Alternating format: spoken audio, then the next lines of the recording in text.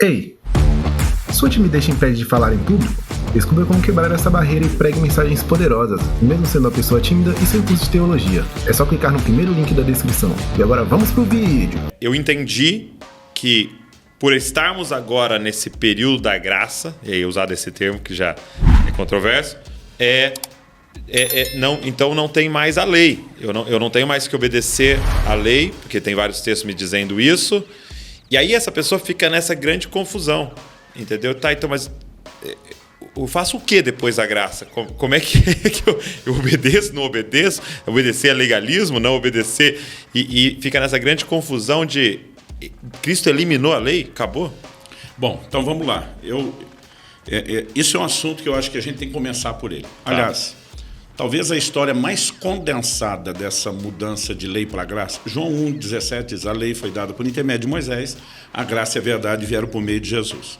Talvez a história bíblica que mais condensa essa doutrina, ao meu entender, está lá em João 8. Quando a mulher é apanhada em flagrante adultério, as pessoas trazem para Jesus, fariseus e escribas, eram os religiosos da época, e vieram com o intento de tentar Jesus. Por quê? Jesus já estava sinalizando no ensino dele mudanças. Então ele dizia: ouviste o que foi dito aos antigos, ele estava a lei de Moisés, eu porém vos digo. Né? Então ele chega e diz: Moisés mandou apedrejar, o que é que o Senhor diz?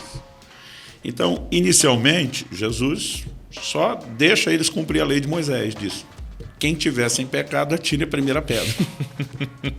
Ele só colocou um detalhe. Não detalhiza. Né? Mas ele diz: vai lá, cumpre, começa por quem. Mas a Bíblia diz que eles, acusados pela consciência, vão sair. Mas finalmente sobra Jesus e a mulher. E nós sabemos pela Escritura que Jesus não tinha pecado. Então, de acordo com a própria proposta de Jesus, ele poderia e deveria, de acordo com a lei de Moisés, apedrejá-la.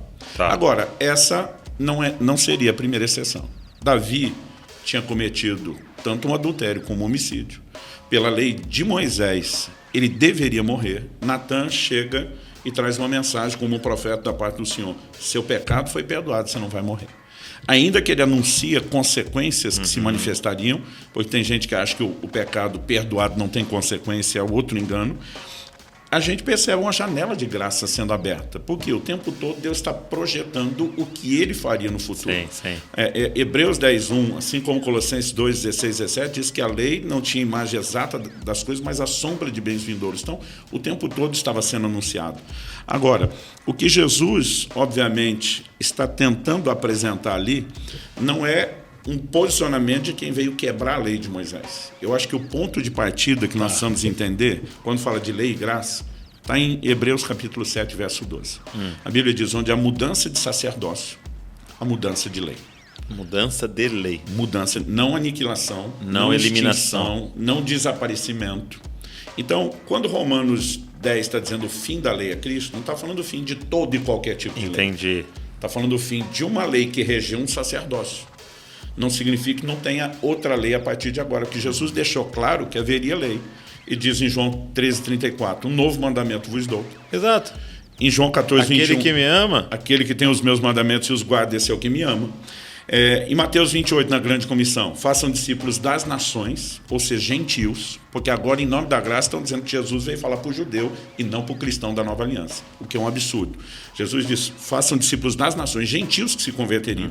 Batize-os em nome do Pai, do Filho e do Espírito Santo, evento só da nova aliança, ensinando-os a guardar tudo o que eu vos tenho mandado. E o guardar é obedecer, né? É obedecer. Né? Então, obviamente, o Novo Testamento fala da lei de Cristo. Não dá para dizer que não tem lei. O que nós precisamos entender é que Romanos 10:4 não está falando do fim de todo e qualquer tipo de lei, porque alguns estão pregando uma graça que virou anarquia gospel. Nós estamos voltando na época do juízo, onde cada um fazia o que parecia bem aos seus olhos. Então, aliás, não faria sentido Paulo falar sobre isso e depois falar tanto de obediência. Porque obediência presume que tem lei. Obedecer o quê? Né? Exatamente. Então, eu acho que o ponto de partida é entender o que mudou. Bom, até antes de discutir a questão da mudança de lei, Douglas, o que muita gente está pregando em nome da graça, é lógico que eles não falam desse jeito, mas a conclusão aqui remete-se, se você for seguir a lógica, é que parece que para começo de conversa quem mudou foi Deus. Eles apresentam a visão que Deus no Velho Testamento era mau, era cruel, rabugento, mal-humorado, e parece que no Novo Testamento ele se converteu. Agora ele é bom, ele é amor. Né? Ele aceitou Jesus. Eu sei que a gente está falando assim para ser sarcástico mesmo, que a intenção é essa. Né? E isso é um negócio assim, é inconcebível para mim, alguém que estuda a Bíblia apresentar uma versão dessa. Porque quando você vai estudar os atributos de Deus, um dos pontos de partida é a imutabilidade de Deus. Malaquias 3,6, eu, o Senhor, não mudo. Tiago 1,17, nele não há mudança nem sombra de variação. É lógico que a revelação de Deus é progressiva, no sentido da gente descobrir melhor quem Ele é, mas Ele não mudou. Então, já lá no início da história da igreja, tinha um camarada chamado Marcião, né, que ele pregava que o Deus do Velho Testamento era um, do Novo Testamento era outro. Uhum. Mas apesar de ter sido combatido como herético, para mim faz mais sentido em mudar o Deus do que dizer que o Deus é que mudou. Tipo, são deuses diferentes. Seria mais aceitável. Mas não um Deus melhorando. Né? Ele só aceitava os escritos de Paulo, na verdade, a maioria dos escritos de Paulo, porque ele alegava que quem teve a revelação da graça foi Paulo. Ou seja, essa conversa que a gente ouve hoje em dia, que o que Jesus falou era para o judeu da velha aliança, que quem teve a revelação da graça... Que para a igreja é só Paulo. São reinvenções das mesmas velhas heresias que de tempo em tempo voltam. Por quê? Porque falta entendimento. Então, Deus não mudou. Vamos começar a descartar. Não é isso. Deus é o mesmo, ok. Se Deus não mudou, o que é que mudou? Antes tinha a lei, agora não tem mais? Já provamos que também não é isso. Porque a Bíblia fala de mudança de lei, não de ausência de lei. Então, qual era o propósito da lei na velha aliança? Ela foi dada com um motivo, que houvesse obediência. Qual o propósito da lei da nova aliança? Ainda que seja uma lei diferente, que não repete os ritos cerimoniais, né? Que o livro de Hebreus, na verdade, cita, e eu acredito que há um desenho que a gente precisa entender. Por exemplo, existe uma parábola para a época presente, e segundo essa, se oferecem tanto dons como sacrifícios, embora estes, no tocante à consciência, sejam ineficazes para aperfeiçoar aquele que presta culto. Isso é um assunto para a gente daqui a pouco mexer, mas eu quero destacar essa frase. Ineficazes para aperfeiçoar aquele que presta culto. E diz assim, os quais não passam de ordenanças da carne, baseadas somente em comidas, bebidas e diversas abluções, impostas até o tempo oportuno da reforma.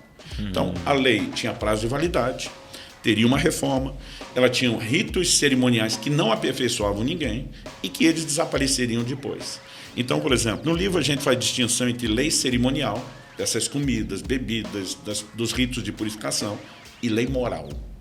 Então, por exemplo, antes da lei de Moisés, depois do dilúvio, Deus já fala para Noé que não poderia haver homicídio e que o homicida tinha que ser julgado.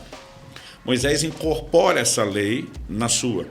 E depois que a lei de Moisés perde o prazo de validade, no livro do Apocalipse a Bíblia está dizendo, de fora ficarão os homicidas. Então, quer dizer, isso começa antes da lei, tem a vigência durante a lei, continua depois da lei. Então, a gente faz essa distinção do que é uma lei moral e cerimonial. Tá. Não vou nem mexer no que alguns querem detalhar como a parte da cerimonial sacerdotal. Vamos deixar só isso. Qual era o propósito dessa lei, né? Antes, que ela fosse obedecida. Qual o propósito da lei da nova aliança? A mesma. Sim. A Bíblia diz que antes nós éramos filhos da desobediência e agora somos chamados de filhos, em 1 de Pedro, da obediência. Então, o propósito também não mudou. Qual era a consequência da desobediência no Velho Testamento?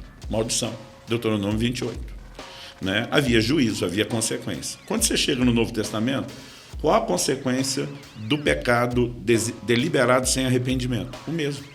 Outro dia alguém me disse, não tem juízo na nova aliança. Eu falei, não tem juízo na sua cabeça. Né? Porque você olha, por exemplo, o imoral de Corinto, em 1 Coríntios 5, Paulo dizendo, seja entregue a Satanás para a destruição da carne. Se isso não é juízo, é o quê? Uma carícia, né? Um afago de Deus.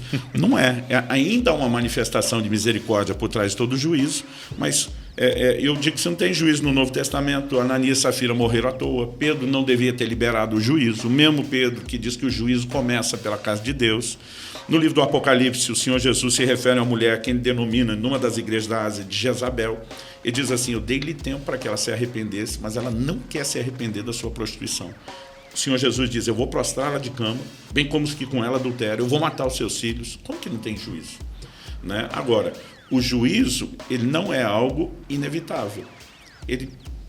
Aqui Jesus está dizendo, eu estou dando tempo para que se arrependa. Então, assim, aonde está a manifestação da graça? Longanimidade não pode ser confundida com impunidade. São duas coisas bem distintas. Entendi. O problema é que, principalmente na graça, a longanimidade ela passou a ser interpretada como impunidade. Mas a consequência tem.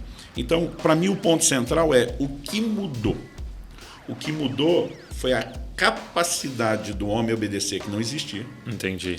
Que ela nos foi dada a partir do novo nascimento. Então a lei era ineficaz para aperfeiçoar.